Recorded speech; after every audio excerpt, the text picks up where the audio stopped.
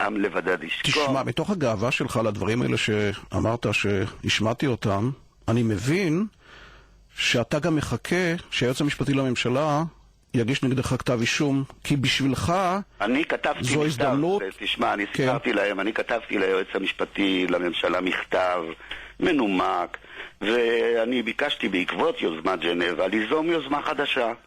תראה, יוסי ביילין וחבר מרעיו נפגשו עם ערבים בז'נבה ודיברו. על מה דיברו? איך עושים שלום? איך עושים שלום?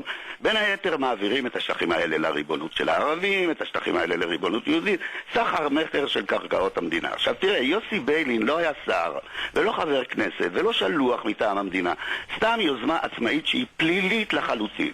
אז אני הצעתי יוזמה... אגב, זה לא מדויק היסטורית מה שאתה אומר. לא, מדויק לחלוטין. לא, אבל הוא עשה את זה בידיעתו של שמעון פרס, ולאחר מעשה גם בידיעתו של יצחק רבין, אבל עזוב, זה ידיעה זה לא אומר, אני אזרח, אני צריך את הידיעה, אני צריך שיהיה נייר שהוא יהיה שלוח רשמי. ליועץ המשפטי לממשלה, אבל אני הצעתי יוזמה משלי, שאני קורא לה יוזמת ריאד בסעודיה.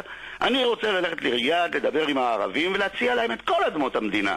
תאמין לי שאני אצליח לגייס מיליארדים, לא רק מסעודיה, ולא רק מאיראן, גם האיחוד האירופי ישלם לי משכורות. דודו, לך על זה. ואז נקים את מרכז אלהרר לשלום, נקים בניין גדול כמו מרכז רבין ומרכז פרס, סוף סוף תהיה לי משכורת של שואה, אולי גם יהיה לי מטוס מנהלים, יהיה כיף.